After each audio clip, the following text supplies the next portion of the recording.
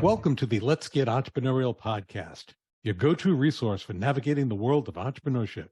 Welcome to today's episode, where we dive into the world of side hustles, an increasingly popular avenue for entrepreneurs and individuals aiming to supplement their income, test new business ideas, or follow their passions outside of their primary employment. As we unpack the myriad forms that side hustles can take, from digital platforms to creative ventures and beyond, we'll also share essential strategies for turning these endeavors into successes. If you're looking to ignite your entrepreneurial spirit and transform your ideas into action, we invite you to follow our podcast. The Let's Get Entrepreneurial podcast is your ultimate launchpad for igniting ideas and skyrocketing your entrepreneurial dreams. Tune in, buckle up, and let's unleash the entrepreneurial spirit within. Your two hosts will be Professor Gary Palin and serial entrepreneur Ryan Budden. Hello, Professor Palin. How are we today? Doing very well. How are you doing? I'm doing brilliantly as always. This is an exciting episode, by the way. Why is that? You were asking previously how many we have done. This is number 100. No way. That's kind of incredible. We've done 100 sessions talking about fun things together. That is very cool. This is number 100. I had just said I should look this up to see how many we've done. That's amazing. And if you recall, when we were first starting, we were wondering, are we going to be able to continually come up with topics to do one a week? Well, I guess the answer was yes. Yeah, that was our biggest fear, being able to continue putting things out that people wanted to listen to. So hopefully our metrics tell us that people are still engaged and enjoying what we're putting out. So far, because it's popped and we are in 85 different countries, people are listening to us currently. That is so cool, isn't it? Surprised the hell out of me. Yeah. Well, glad to be out there helping people out. Hopefully we're making a big impact in a lot of people's businesses. Definitely. Speaking of businesses, we're talking about side hustles today. Side hustles are something that has become absolutely pervasive. Everywhere you look, everyone wants to tell you about this new side hustle that's going to make you $10,000 a month. At least that's what it looks like from my lens. Do you get that same thing? Definitely. And one of the reasons I wanted to do this particular episode on side hustles is we're seeing more and more people, not just in the United States, but across the world, suffering economically. And as the price of just food, the price of gasoline, heating is rising, people are struggling financially. So more people that would not have looked at a different means to attract income are starting to gravitate towards side hustle. You and I typically have spoken about more scalable ventures. Not that we've discounted side hustles, but with the prevalence of more and more side hustles, I think it was very important that we speak about it. Absolutely. I've also noticed another trend, and that trend is when I graduated from college, the statistic that was told to everybody was the previous generation, so your generation, had an average of 2 to 3 different jobs in their lifetime. And the statistic that we were going to have, my generation, I believe was 12 to 15. I could be wrong on that. So we were going to have all these different career changes in our lifetime. What it seems like is that trend for the next generation is now not you're going to have 15 or 20 new jobs, but you're going to have 2 or 3 at the same time. Are you seeing that as well? Definitely. That parallel income, if you will, you're getting your income from multiple sources is becoming more and more commonplace. And it's also a risk management component. Whereas if you have one job and you lose your job, that's 100%. If you have 2 or 3 sources of income, you lose one, it's not as devastating to you. Right. I think the COVID-19 pandemic did that for a lot of people. Either they had more time on their hands and they could substitute their income or create more income, or they couldn't rely on their job because they couldn't get to it. So they had to kind of scrap some things together.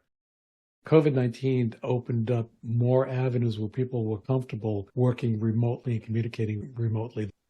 We always start with the definition, and I think we've skipped over it. We're a little bit into the episode, but essentially, just in case anyone's not aware, a side hustle is a stream of income that you're doing in addition to a regular job you're working. Definitely. And the primary driver for most people doing a side hustle is financial, but it's not exclusive. No, it's not. We can actually dive into why people go through that. And as you put it, the original attractor is income. You want to make more dollars out of the days that you're participating or the days that you're working. What keeps people there is the flexibility. Yeah, that flexibility is very important and very useful. Also, the side hustle can minimize your risk if you can retain your full-time job and play and probe with different ideas while still having a steady flow of income. That's contrary to how we typically think, because if you're doing a scalable entrepreneurial venture, both of us, we have said in the past, you have to be all in. You can't do this piecemeal. But if you're looking to supplement your income or probe, there's nothing wrong with the side hustle. That would be the strategy. Exactly right. A really great example for that exact reason. I have a friend with a fantastic job who's getting married and has realized that they have to pay for a large portion of their wedding. So he's currently doing 2 hours before work and 2 hours after work on Uber. And he's set a schedule. He knows roughly what he's going to make per hour doing that. He knows how long he has to make the money. And it's a side hustle. He's supplementing his income. He's enjoying the flexibility of being able to do that. And that way he doesn't take a whack to his savings. With the side hustle, though, testing ideas is very important. And while you're testing the ideas, you can learn different business skills, and you can also get closer to understanding the market dynamics without being that fully immersion in the business. Those are advantages to doing a side hustle. Yeah, it's funny. As we've been talking, I think we might have done an episode on moonlighting. So the idea of starting a business after you've worked your previous business. And it's a fun parallel to this concept of a side hustle. Is there really a distinction, or are we just putting a new label on a term that's been executed for years and years? There are some similarities, but I think we would talk about creating a standalone scalable business with an exit strategy that you're going to move forward. That's not what we're talking about with a side hustle. It could morph into that, but that's not the vision. The vision typically is, can I generate enough funds, like you say, to pay for your wedding, to buy enough groceries for my family, something that I'm lacking. Also, people are moving towards side hustles for their passion that don't sustain their lifestyle, but they're still involved with their passion and make a few dollars on a passion. That's a really good distinction, actually. You're not trying to create a sustainable venture that's separate from yourself. I think the idea of the side hustle is you're sort of always involved. It's just trading hours for dollars in a more effective way. We're seeing also digital ventures make side ventures more viable. And I started off with a lot of blogging. We've delved into the podcasting world. And when we started, neither of us had ever done one nor knew how to do that. Right. It's something that I found very interesting, and we both wanted to learn about it. So we said, let's do it.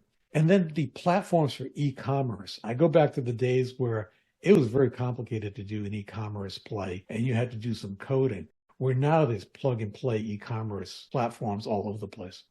There are, and they're very effective. I'm not an e-commerce expert, but I have multiple friends that run e-commerce businesses and can automate a lot of their experience through that. It's a really good example. And you're saying service-based activities are a viable vehicle towards side hustles. So tutoring services, I'm saying this, and that's paralleling to some of the concerns people have with our educational system. Test scores in the United States keep going down. There's more and more tutoring opportunities. The work you're doing with consulting, you're seeing more and more consulting opportunities being developed. And while you're doing it from a full-time job, there's potential for side hustles with consulting work also. The economy, like the labor force, is moving to incorporate this fractional labor. The fact that you can hire 10 people at 2 hours a day instead of one person at 8 hours a day is becoming a more attractive model for employees and for businesses. There's a flexibility and there's the responsibility and the issues you're facing every time you hire someone. You're dealing with a quagmire of bureaucracy, legalities as you move forward. Whereas if you're using people on a consulting basis, you can plug them in as needed. You don't have to go through the human resources component. That's a big part of it. Look at the major legal cases that Uber is going through, defining that exact role. Are these employees? Are they contractors? Where does that lie? How is each side of the equation benefiting or not benefiting from that arrangement? If anyone's looking at getting involved with hiring individuals as contractors or subcontractors as opposed to employees, look at the laws associated with that. There are very definitive laws that you have to follow. Read up on that if you're going in that path, because otherwise you'll be surprised when you have to hit back taxes because the government is saying, no, they were employees. Yeah, don't get caught with a gotcha. Yeah, that wouldn't work. For those who aspire to go higher in their entrepreneurial journey, we've got something just for you coming up next. Are you ready to unlock your entrepreneurial potential? Introducing the Janus Entrepreneurial Report, your personalized roadmap to success. In just minutes, discover your unique strengths and areas for growth. Whether you're a seasoned business pro or just starting out, the Janus Entrepreneurial Report will help you identify and leverage your entrepreneurial tendencies. Don't wait, visit ProfSpirit.com and start your journey to success today. Now, let's dive back into our journey of entrepreneurial insights. The third brain, which you briefly mentioned, is people getting into side hustles for passion. That's the area of side hustles that really intrigues me, because you're seeing these really, really cool examples of someone that just enjoys doing something and has realized by making a little bit of money doing it, they can do more of it. And that's a super cool trading time for dollars to kind of dive deeper or to get more experience in that passion. The work that we're doing with the Janus Entrepreneurial Assessment started with my passion for entrepreneurship. And I simply asked the question, can you measure someone's entrepreneurial tendencies? And I couldn't find a vehicle platform to do that. So therefore, I wanted to create one. And it was started by my passion and interest. And it still continues because this is a field that I enjoy playing in. Without a doubt. We are a good example. I think maybe I just have 10 side hustles and no primary hustle, but that is a really good example of it. You're young. You have more energy than I do. There we go. Let's do whatever we can to not have that energy run out. We've talked about overall thought processes with side hustles. What about building a successful side hustle? If you're listening, you're saying, well, how do I do this? Absolutely. You have to be able to devote some time to it. Realistically looking at your schedule and seeing if you have the energy after work, before work, in the middle of work, however your schedule's laid out, to actually put that energy towards something, because undeniably, it's not going to be money for free. There is going to have to be some effort that goes into this hustle to create an income stream from it. I would agree. And that's one of the challenges they will face will be time management. Also, you can combine that with another challenge of burnout potential. That's exactly right. A lot of the podcast episodes we've talked about are still relevant for side hustles. Like, is there a market pull? Is the thing that you're passionate about worth money to other people? Crocheting could be incredibly relaxing for you and take your mind off of the stresses of life or your job. That doesn't mean it's an adequate side hustle. If you're crocheting something that people really want to buy, maybe it is. But launching a side hustle that's selling this crochet stuff might not be appropriate for it. We talk very often about what you're addressing is identifying market needs. And you have to research your niche and you have to validate your idea. This is a common theme of our discussions. That's exactly right. Just keep in mind that a lot of the same things for starting your own business still can apply to that side hustle. Where you can alleviate some of that is with this on-demand work. Think Uber Eats or just Uber driving, Lyft, all the associated slot in, slot out where you want is a totally great way of making extra income as a side hustle. Another area I would suggest if someone's looking at a side hustle is setting clear goals and planning. So you want to know what you're trying to achieve, therefore the goal setting, and a component of business planning or developing a business model. Those plays are in effect. That's very important if you're moving in this direction. That would be a must-do step. Because I run a consultancy, I get a million people pitching ideas to me. My one word of caution for a side hustle is make sure that it's a sustainable, like it doesn't have to be super long term, but something that you're going to continuously want to put effort in before you go and spend a bunch of money. I can't tell you how many people I've talked to that are going to make or do this service, but to do that, they have to like stock up on materials. So they go and spend more money only to realize that they're not actually going to do this. It's not going to be a long term. They're never going to go through those supplies or materials they've purchased. What I'm hearing is don't let your emotion and your passion overrule logic. Yeah. Great way of putting it. Having that emotion and passion is very important, but really dig into it. Another area that is very often overlooked with people is understanding the financial aspects of doing any type of business, whether it's a scalable venture or if it's a side hustle. So you have budgeting, you have pricing strategy, tax implications, which are very important. That was as soon as you said financial, tax is what stood out to me. Most people are used to working W-2 income. Your employer handles most or all of your taxes. If you're doing a side hustle, most likely the direct income is coming to you, and you are going to be responsible for that at the end of the year. In addition to that is legal considerations. That's something that people aren't aware of. What are the regulations associated with whatever venue you're getting involved with? And it could go down to as simple as a local regulation. It could go up to a state. It could be a broader federal regulation. But you want to understand that. You don't want to be a, oh, damn, I'm contacting my attorney to get me out of problems versus talking to the attorney up front to prohibit the problems. A really prime example of that would be if you're a quality baker selling baked goods. Well, are there requirements on commercial grade kitchens or disclaimers or what goes along with that before you just start handing out the incredible cookies that you make? And the answer to that is yes, there are health regulations. Yeah, there are. Another one with legal considerations I see people get in trouble with from a legal perspective, it's called commingling funds. From a practitioner perspective is keep your business accounts and your personal accounts separately. Let's take it simply from a checking account. So if you have a checking account with your business, don't use your personal checks to pay your business expenses. Keep them totally separate. In a very technical way, that's called piercing the corporate veil. So you expose liability that's from the business to yourself. Don't go starting a side hustle and exposing yourself to a bunch of unnecessary risk to make a few extra dollars. Absolutely. Do you have any final thoughts before we let our listeners have this sink in?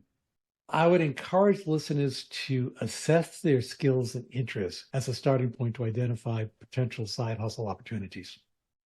Absolutely. Well, let's get entrepreneurial. Let's get entrepreneurial.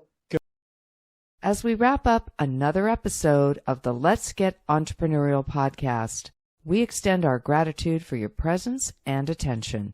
Your dedication to the entrepreneurial spirit fuels our passion for creating this podcast. Check out ProfSpirit.com to discover resources and courses designed specifically for innovators like you.